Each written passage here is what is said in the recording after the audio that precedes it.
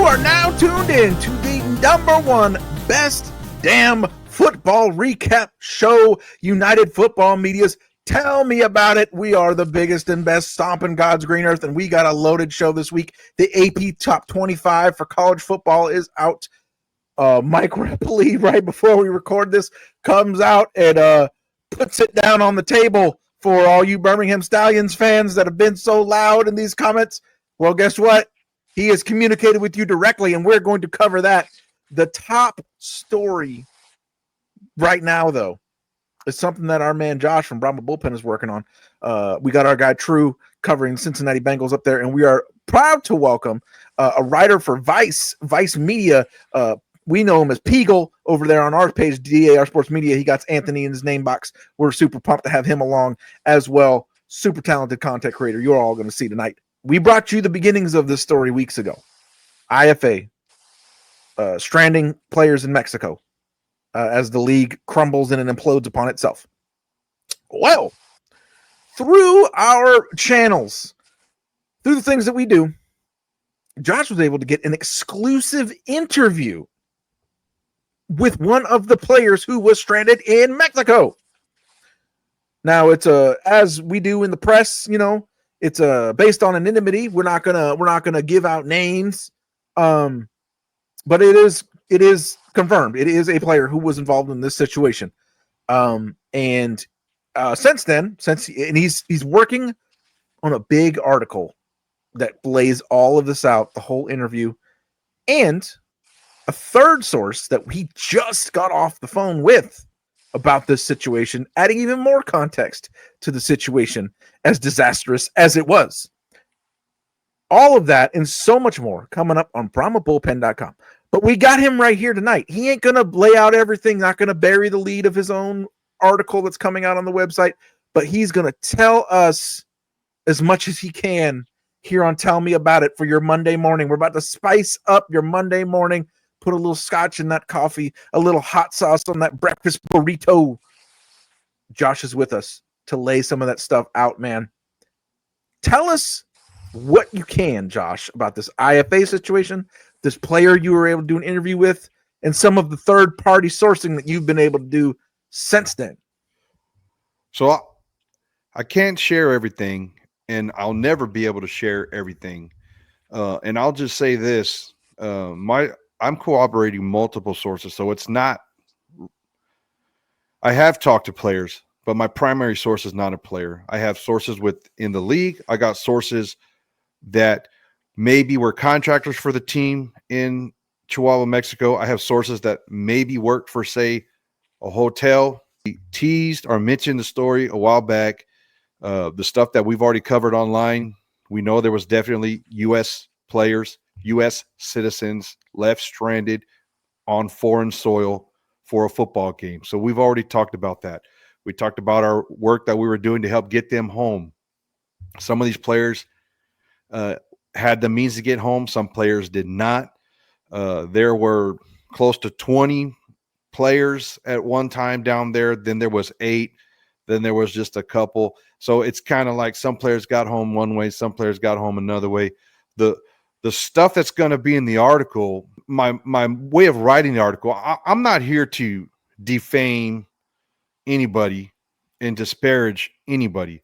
But there's things that happened with the league and with the team and with the players and with people that work for the team that borderline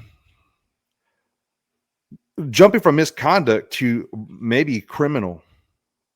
So there's a lot going on to it. And when we got to the point where there could be criminal stuff going on, that's why when I teased it 2-3 weeks ago, it was like, hey, you know, some guys are in a bad mood. That's how we started this. And it has progressed to the point where one day I might get subpoenaed for this. I don't know. Promises were made and promises weren't kept. That's not a new story for spring football. Hey, we're going to pay you, and then the paycheck never comes. That's everyday story. But what about if we're going to pay you, we don't have no money to pay you, and now we're not even going to help you get home after we put you on a plane? We put you on a plane. We made you get your passport. We made you get through all this stuff so that you can go from America to Mexico because you're crossing international borders there, get you down there. set you up to play a game, then the game check never comes, nor does the ride home. That takes it from a disgruntled one or two guys. We all work with those guys that are just never happy, right? You know, they never make enough money and the company's always trying to do them dirty. So there could be something with that, but not when it's close to 20 players, 15, 20 players. You know, we're still getting all this together. And I'll tell you another thing that's public information now. There's a group of 8 players have already hired an attorney in Chihuahua, Mexico, and have pursued civil and legal action against the team and the league in Chihuahua, Mexico. It is an active, ongoing lawsuit. I can't really talk about everything I've been told in that realm as well, because that's already in the legal system in Mexico. But when the article comes out, there'll be some information on that, what I'm allowed to share on that. And so understand that you might know it now. Some of the information I'm getting is from an attorney in Mexico.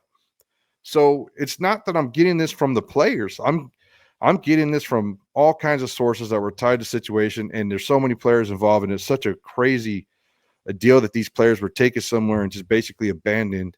Tone and discussion in the article is not going to be this team, this league, or this person sucks. That's not my style. Okay. Could it be like that? Probably. It's not going to be. The whole tone of this article is going to be, this happened. We have proof that it happened. So if you are a professional athlete, you should know that this happened before you decide who you're going to put your hopes and dreams in a basket with, because make no doubt about it. Why are these players there? It was a mutually beneficial opportunity for a league to succeed and a player to chase their dreams. Neither one of those things happened. There's 2 losers here. Obviously, if you would be able to sit down with the owner of the IFA and say, hey, what did you want to happen? Hey, he wanted it to succeed just as much as the players. And there's no excuse. I'm not making excuses for him. What I'm telling you is, this is not an article to attack and disparage. This is an article to share facts and serve as a word of warning. And that's how it's all going to be put together. Pegel, if you were playing for a football team and they flew you to Chihuahua, Mexico, and then one day you got an email that said, hey, this has been great, but the team's folding and the league's folding. Best of luck. And then that was it. What would your reaction be to that? So my reaction to that would be like, all right, so who do I punch in the face? Yeah, that's what True said. He said, oh, I'm going to come see you. We're going to have more to say about we have to have a conversation. Because 1, what were you doing to even lead us to this point? And 2, you could at least get me out of here before out there about that too. Yeah, you know, you could at least get me out of here first. But no, I mean, I feel for all the players that are stuck in that situation, especially, you know, with the way things are going, you know, politically. Just getting in and out of a country is going to be hell.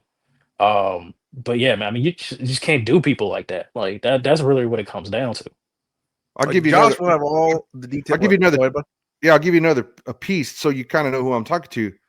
Medical personnel, trainers from Mexico in Chihuahua hired to provide physicals, treatment, and support to players playing a violent game. Okay, those people were left hanging by the league. It doesn't take a rocket scientist to say, like, man, if you're not paying your medical staff, if I'm talking to a medical personnel telling me here's what happened, and halfway through the game I walked out the door, so to speak, they're not the only person dealing with that, right? It's pretty wild to see how many people were involved in this. So speaking of people that need to get involved, Mike Rapoli, the new business manager, the new businessman involved with the UFL, did something kind of unprecedented Friday night. He reaches out to the people directly to save the Stallions, to the Save the Stallions hashtag, reaches out to them directly and tells them, I'm getting the tweet pulled up right now. I'll read the whole thing. But basically the basis is, hey, I've seen Save the Stallions thing. That's all great and good. But that doesn't put butts in seats. and that's what we're looking for. So, and laid some benchmarks. He said, "Let me see 5,000." Look at Josh just smiling like a Cheshire cat. He cannot wait. Yeah. He's been saying this for weeks. He said, "We need to see 5K season seats by the end of next week, and we're looking for a 15K average." I will read the tweet. Rapoli Stable. There's been a lot of buzz about which cities will host UFL teams in 2026. The interest has been huge, and we've seen hashtags save the Stallions everywhere. I love that passion, but here's the truth. Hashtags and petitions don't fill stadiums. Clearly not, Birmingham Stallions fans. The Birmingham Stallions are one of the league's most historic franchises, but they've seen a massive drop in attendance. For the United Football League, that is not sustainable. Give them accountability. Good job, Rapoli. We'll do our part with better marketing and a stronger local focus. Billboards. I know how you people down there love those. But the future of the Stallions comes down to you. If you want the team, kindly show up. Our goal next year is 15,000 fans per game.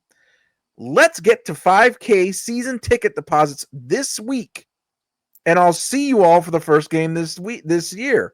I'm seeing some Stallions fans online like, "Oh, we're good." I feel like that says, "Let me see 5,000 season ticket holders by the end of this week, and then I will see you for the first game this year." So it's, I think you guys need to understand. I believe from my reading of this says to me, we're about ready to pull the trigger and announce the next relocation market. But if y'all get 5K season ticket holders, 5K season renewals in by the end of next week, we will reconsider. That's what this says to me.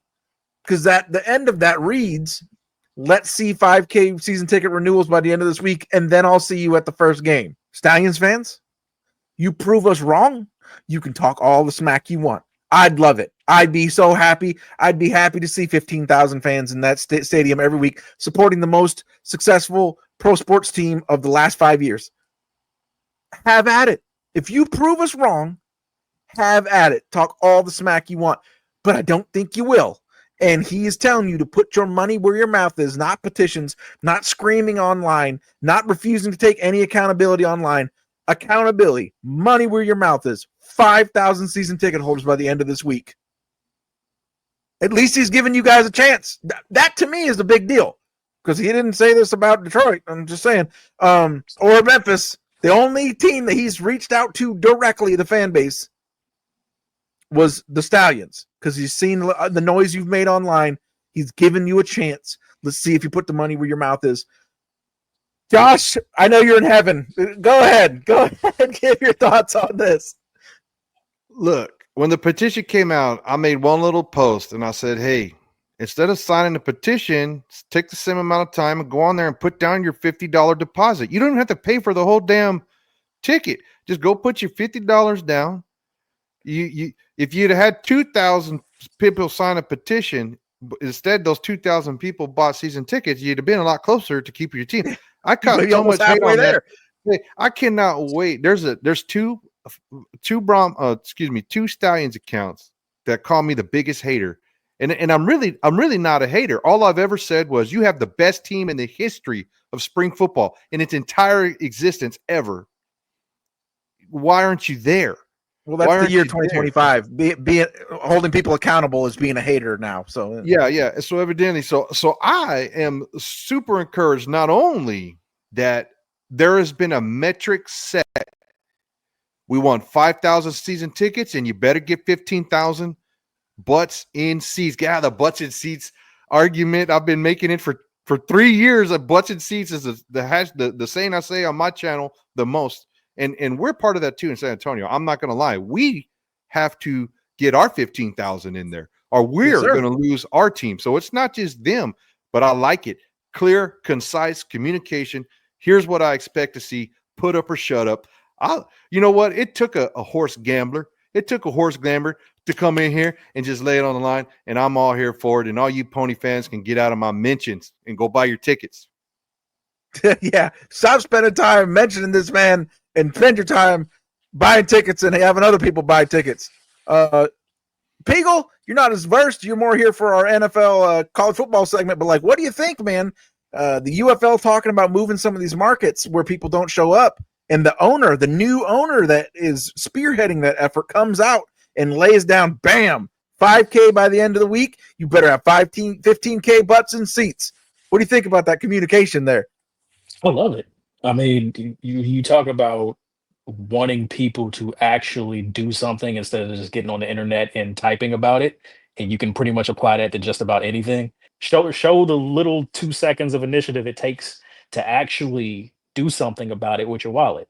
If these people want this team to stay there, you'll just get your tickets. That's all you got to do. And especially you think about like the way people talk about football, the way it is in this country, where people will say, look, you put football anywhere, people will watch or people will show up. All right, time to put up or shut up. I mean, it's Birmingham. Like there's the Crimson Tide, and what else? Like just show up. I asked a question because there was something else that happened in that stadium, and the place was empty. And I said, have we confirmed that people live in Birmingham? Is there an actual physical human population in Birmingham? Have we confirmed this? Yes or no? True, the offer was not extended to your beloved Memphis Showboats. To me, that's a big deal. That of all the teams that we know might get relocated, I'm so happy. He directly challenged Birmingham. And gave him a chance. So that part of it's pretty cool. What do you think about this direct communication from Repoli to the league to the fans? Well, let me just first start by referencing the Memphis Showboats. And it's been a wonderful ride these last 2 years, being your biggest hater, making sure that nothing came good at all. You were the worst team in the league for the last 2 years, and one of the worst teams. And I'm so happy that it couldn't have happened to a better organization. Couldn't have happened better to an organization. I don't like seeing movement, obviously, because that does affect the city, the city of Memphis. And I don't have anything bad to say about the city of Memphis like that. I mean, 3-6 Mafia's from Memphis and whatever. So there's a couple things there that they have good. But I will say, in terms of Birmingham, man, all those championships, all those accolades, all you're doing means nothing if you're not providing some type of profit. It just, the name of the game, we love sports for the action. We love football because it's football, but there's a business to this. And fans love to whine. I'm glad Peagle said it, because instead of whining and crying online, do something about it. Like if anybody loves the idea of jumping off a line and actually doing something in person, that would be me, obviously. Yeah, which we could even go back to, we can even go back to what we were just talking about with the players stranded. Yeah, I'd get offline and I'd do something about it. I'd find where they live at, and I would make that happen. So if you have an opportunity to have a team that you can ride with, that you can support, that has championships behind them, that has a pedigree behind them, this is the time to do it. I will say 5K by the end of the week is a bit steep. I think that's a bit steep based on, I mean, have we seen where the numbers are so far? It did strike me as a little Faustian, like the devil's making a deal with you that he doesn't, you're making a deal with the devil that you don't think there's any way possible that he can possibly come through on it. It's not going to happen. Yeah. That's it does smell like, hey, I kind of want to move him anyway. But that's that old Hearts of Stone DLC deal there. From which we will consummate the deal on the moon. That's why when you said 5K, I was like, man, if he had said like by the end of September or like that's kind of gangster, man. Hey, 5,000 by the end of the week, or you're done. and because he knows they're not reaching that number, there's no way they're not reaching it. Like, I will say this: if they could reach by the end of the week, say like 1,500, 2,000. Then I think that would at least provide the fans with like, hey, we might not. I mean, look, it's rough out here for certain people right now. It's rough out here in general. Yeah. So some people might not be able to do season tickets. Some people might be able to do single game tickets. You don't know. So not on people's financial situation, I think if you could get to 2,000, 2,500, even 3,000, if you could show the initiative, would at least be like, you know what? I heard you guys. I see that you are making this effort. Okay, let's try to get to this 5K by, say, September 15th, as opposed to the end of the week. then you would give them some hope, and maybe you could reach that. Like sometimes you got to dangle a carrot to at least get some progress, get somewhere, and that's what I'm assuming is the plan. But there's no world where I foresee Birmingham being able to, even if they reach 5K, don't see 15K. Okay, so that that was going to be my don't next see thing. that happening. Before we get Josh out of here, he has to keep on chewing away at this article, this thing he has. There's some other things. I'm going to hit you up on the chat, Josh. There's some other things I want you to ask Lathrop for some clarification on some claims that were made about some other things going on in that league, if you recall. Some content that maybe some people own that they should not own. Around the room, True, you already kind of answered. Do you think Birmingham's going to do it? Are they going to get the 5,000 by the end of the week? Come on, True. Where's the faith? That's one no. That's one no. No. Hell no. No. Like 5K, 5,000 people. Like they had games where they didn't even have 5,000 people in the arena last year. You think you're getting 5,000 people to buy season tickets? That's an investment. Even if you got to go, like Josh said, go put your $50 down. There's someone who could do that. And they're probably going to go do something. They might go to the movies. They might go do something else. There's such a better usage of that $50 than to go try to save this team. People talk and people say what they want to do. And we want to keep this here. You don't really care like that, because when the team moves on, you're just going to complain and whine online. We had a team. They took this team from us. You didn't do your part in keeping the team there. And that's what's going to happen. It's business. Business. At the end of the day, if it don't make dollars, it don't make sense. That's what they've been saying for years. And Birmingham is not making the dollars. They're winning. They're having successful teams, great records. They're doing it. This is for spring football, it's an amazing franchise. But that doesn't mean anything, because no spring league has the opportunity that the UFL has to take things to a different level. We've seen most leagues fizzle out. In order to stop fizzling out, you have to do something to make it profitable, or at least cut your losses a little bit. And if you're putting all this championship pedigree and, we got this and we had an MVP on our team, we had this, we had that, like, that ain't putting butts in the seats. Like you said, that ain't putting money in the pockets.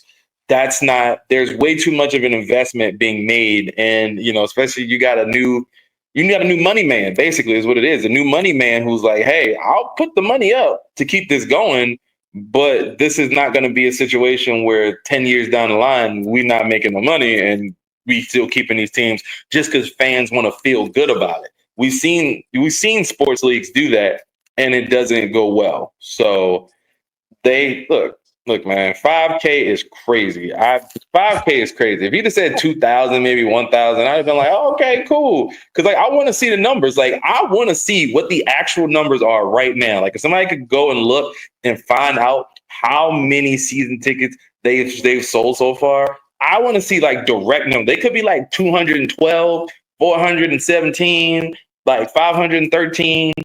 I don't even think it's that. I wouldn't even think is that. I don't feel like they have a strong like season tickets. Like, even when certain NFL teams, I'll be honest, man, I'm here with the Bengals. People weren't jumping up to get season tickets here either, like that. Like, it's not. So I don't know if, like I said, it might be a sign of the times and what we dealing with in this world, which there is real stuff happening in this world right now, obviously. I mean, but people are getting left in Mexico. No, yeah. Yeah, I mean, there's real things happening. So maybe there's, like I said, sometimes you got to make decisions. And I guess a spring football league or spring football team is not as important as maybe taking care of your bills or taking care of a little extra stuff or doing something for your family. That's more important. And I get that. But if that's the case, then shut up. Stay offline complaining about the team. Yeah, like, he's right. That was funny. You said 5K is crazy. That is a little bit of a that's wild. You can do what type of situation there. 5K diabolical, diabolical, right Josh, there. I think I know what we're gonna all lay it down on the table. What we think? Okay, yes or no? Is so Birmingham gonna do it? True asked for some numbers, right? So I'm gonna give you some actual numbers because there are some things that I have actual numbers for. So for San Antonio Brahmas, our highest attended game was game 1. Well, actually game 6 for us, but our first home game last year. And we had almost 15,000. It was 14,900 some change, something like that at the game. Okay. I know that our season tickets are over 5,000. Okay. Now we averaged for the year. I don't remember the exact average. Sorry, but we averaged, it was like 9 or 10,000 for the year, right? For the season is what our average attendance was. But I do know for a fact that our season tickets were over 5,000. And I also know that last year when the season ended, I know for a fact that we had the highest percentage of renewal out of any team in the league. Now, that doesn't mean we had the most. That means we had the highest percentage of renewed season tickets. And so if you say, okay, San Antonio had about 10,000 per game, right? That's what we're going to go with. And I know we had over 5,000 tickets, so 50-50. We're going to go 50-50. So realistically, Birmingham averaged over 9,000, right? If you take away the Mother's Day fiasco, their average was actually over 10,000, but I'm not letting them off. So we're going to give them down there at that 9,000 range. But I would say 30 to 50%, give yourself some margin, are probably already season ticket holders. So I would think that they're probably in that 3,000 range now. That's a guess. I don't know anybody from Birmingham. I'm just basing it on what I know the numbers in San Antonio. Probably not going to start either anytime soon. No, they don't like me very much in Birmingham. You know what? They don't like me in Tuscaloosa either, and I don't care about that either. But what I'll tell you is, I think they can get there. I'm going, yes, they can get there. You're going, that yes, changes everything. Wait, that's a big deal. Wait. Those numbers change everything. Those numbers change everything. What you're saying changes everything, because if we have no numbers to go off of, we're looking at attendance dropping, and we've seen the number that sounds like it's astronomical for them to reach. If they are at 3,000 or say 2,500 or something like that, then hell, I mean, there is a chance they can make that. There is a chance. Maybe not by the end of the week. But maybe you can get 4,000, 4,200, 43. If you get to that point, then I don't think they'll, I think he'll see like, okay, people were making moves. So it will be interesting. It's basically a third, right? They won 15,000 in there. The report comes out and says, I want 5,000. So that would also tell you, okay, that's kind of the numbers we're working with. So if we're getting 9, that means we probably sold 3, right? I don't know. Yeah. It'll be entertaining to see throughout the week, since we're, this is a Monday morning pod. See throughout the week how it goes. All right, so that's okay. So, True, are you changing yours to yes? Am I the only no? Oh no, I'm not changing anything. Hell no. Okay, I was about to say I'm about to be a new Birmingham hater. God, come on. okay, I'm not changing anything. 2 no's, 1 yes. We're down to Peagle. Peagle, are these Birmingham folks going to be able to get to 5K by the end of the week? Nah, man. Nah. It's not. It's like. It's not legitimately feasible. I would love to see it happen. If they really do want the team to stay in their like True said, people got stuff going on. If they're capable of putting it up to make the team stay, that would be great. But 5,000 people in 5-6 days, because realistically nobody's going to do the shit on the weekends. I don't see it. I just don't see it. Like I said, it'd be great to happen, but that's a lot. That's a lot to ask of people who, again, you talking about Crimson Tide, people gonna show up for that. Spring football, Alabama spring football, people gonna show up for that. Yeah.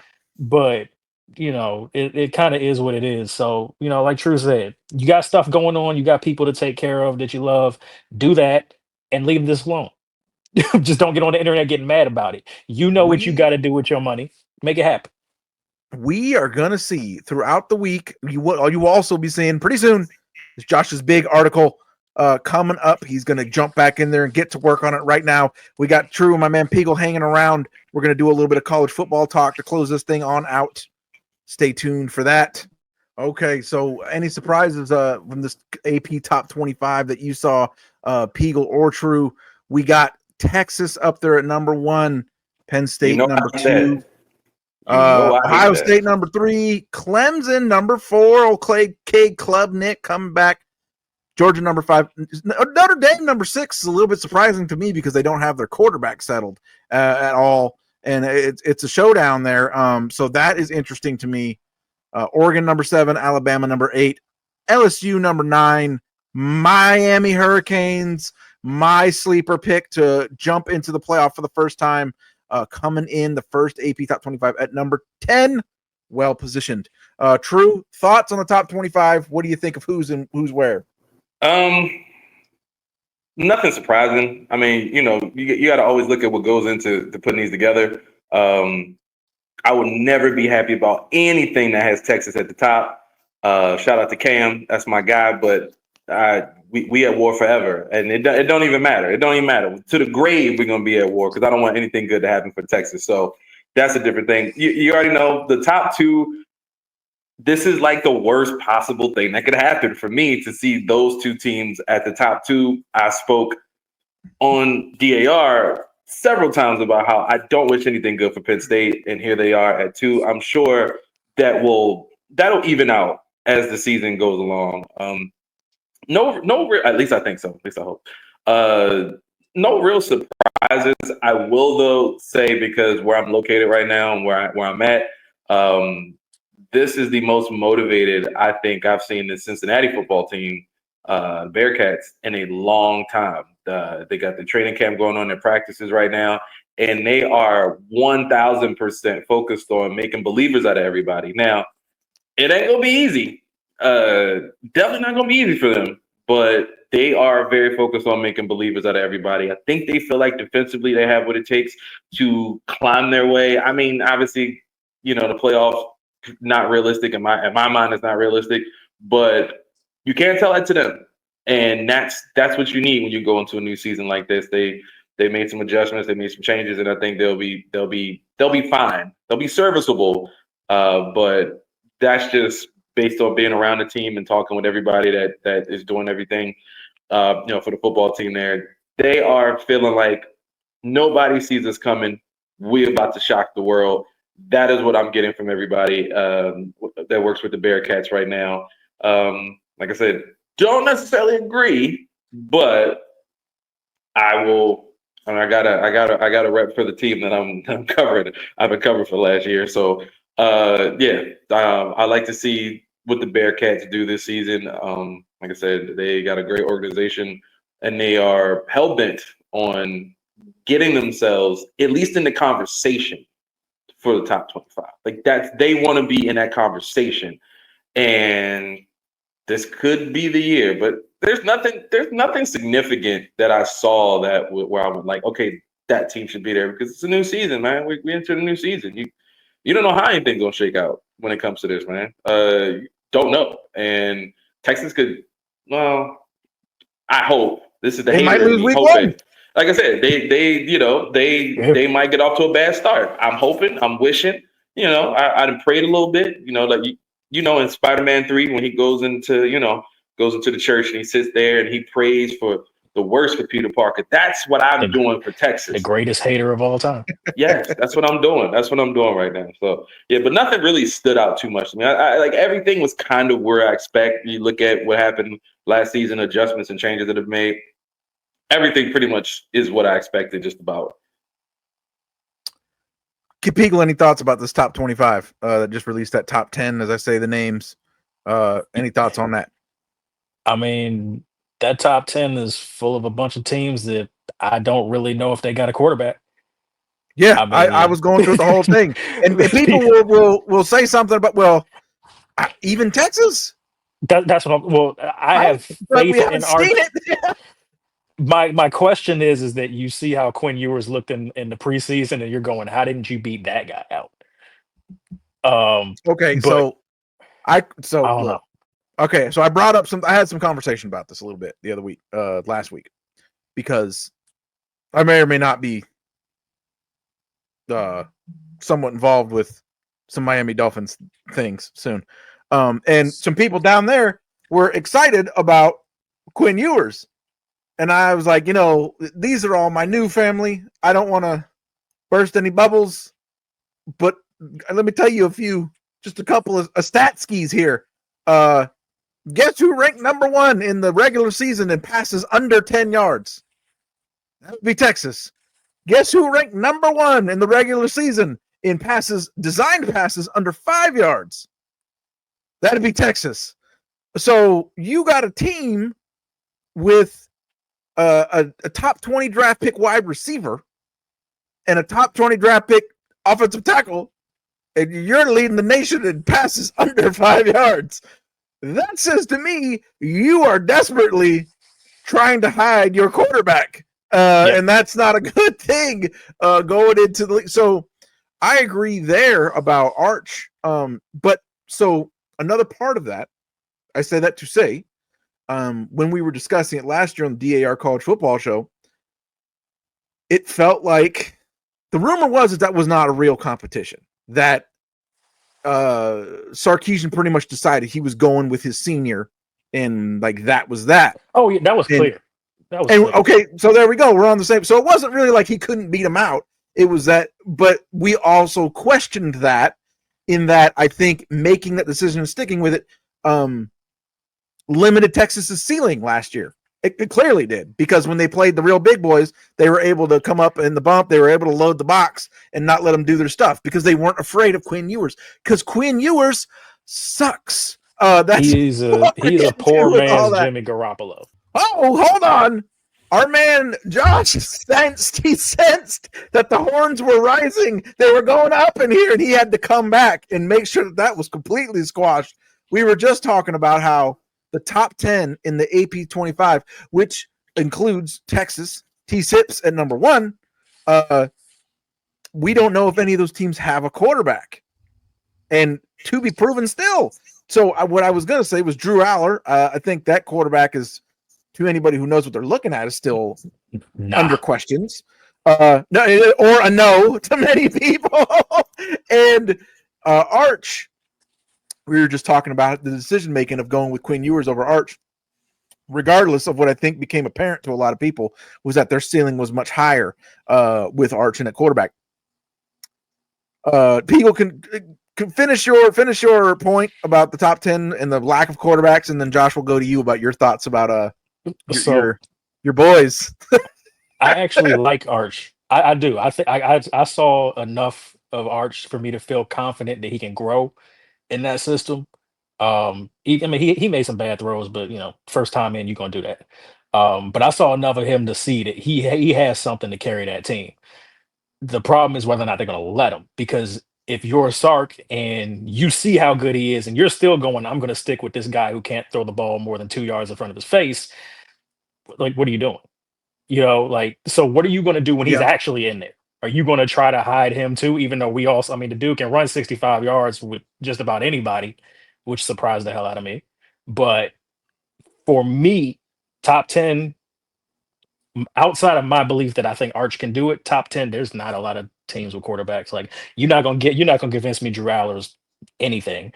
That just might be me being a hater because I'm a Badgers fan, but So and then like I was asking, like I was saying, Notre Dame still don't know who their quarterback is, and neither option is a name that anybody's ever heard before. And if we're being real, doesn't matter how. Georgia's been dominant, the last few years, but they ain't really had a quarterback.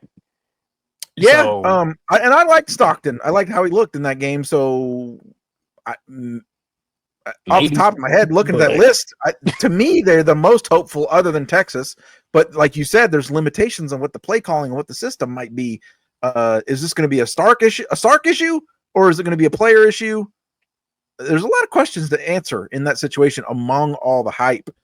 Speaking of people who have questions about the hype, Josh, I had Texas fans in my mentions bringing up a post from 3 years ago where I said, this is a risky move, getting rid of a coach who won 4 bowl games to hire a guy in Sark, who I like, by the way, to hire a guy who has had a lot of, to be completely frank and clear, he's been clear about it. He's had a lot of problems with alcohol. Austin's a huge party city. It's a huge spotlight. It's a tough spot to be in for somebody who has faced those issues in his life. I had Texas fans in my mentions pulling up that post from 3 years ago, puffing their chest out, acting like just getting ranked number 1. They ain't even won nothing. They didn't win the SEC. They didn't win. They can't beat Georgia, but just getting a ranking number 1. They're in my mentions from a post from 3 years ago, puffing their chests out. And I baby-faced all of them. I said, hey, man, I'm happy because I am. I'm happy for Sark that he was able to clean up and stay on the straight and narrow. Good for him. Good for Texas. I'm happy things are rolling because to me, when these great blue bloods are great, it's more fun when they get beat, right? So that's why I like it. Hype. Do you got questions, Josh? This AP Top 25. Well, first of all, welcome to my entire existence. The pettiness of TSIP fans can never quite be measured on any normal scale. I had an article that was posted just relating to the mathematics of the improbability that Texas A&M football's team went 7 or 8 games last year without a single holding penalty. And I'm like, man, those numbers are crazy. I had 20 TSIP jumping on me, telling me, you guys held us every play. I said, dude, I wasn't talking about you. It was 7 games that they were talking about, Matt. It had nothing to do with you. Get out of my mentions. You point, man. But anyways, I'll tell you another thing about the polls. Polls don't mean nothing. If I was to wave a magic wand, I would wait till week 6 before a poll's even out. So you can win preseason. Hey, good luck with that. I could tell you people have won preseason before and didn't get nowhere. It doesn't matter. Wait. I like the when they used to do they still do the playoff poll later in the season back, and then they used to do the BCS poll later in the season. That way you can see something and see who's who and all that stuff. The other thing I'll say about Quinn Ewers and Archie Manning, and I like the Mannings. Okay, I do want Archie Manning to be really, really great. I would just love that story, and it'll be a good story for the next 20 years if he is, right? But if one thing I know about big money, big time football is that coaches are going to play who they think are going to win, because coaches ain't going to lose a $10 million a year paycheck because some kid doesn't perform. So if Arch was really that good, he'd have been playing last year. He lost out 2 years. I really do believe they played their best quarterback that last year. Now, did he make a big jump? Did he grow an inch? Did his bicep get half an inch bigger? Can he run a 40-yard dash faster? I don't know. But what I'm saying is if he was better than yours, he would have been playing last year. So much more to play out in the AP College Top 25 in all of the football world. We will be here to rock through you with it all. We are super excited that our man Peagle Anthony has been added to the crew. I hope he becomes more recurring. We will be here to wrap up preseason, to wrap up all of the UFL news, the IFL stuff, the IFA stuff that keeps on developing and developing and developing. Remember, brahmabullpen.com. Check that out for Josh's exclusive story. Lots of developing sources and more stuff coming out all the time. It's going to be a heater, the amount of spicy information he has on this subject. Go check it out as soon as you can, as soon as he is posting it. He is working feverishly. This right here has been United Football Media. Tell me about it.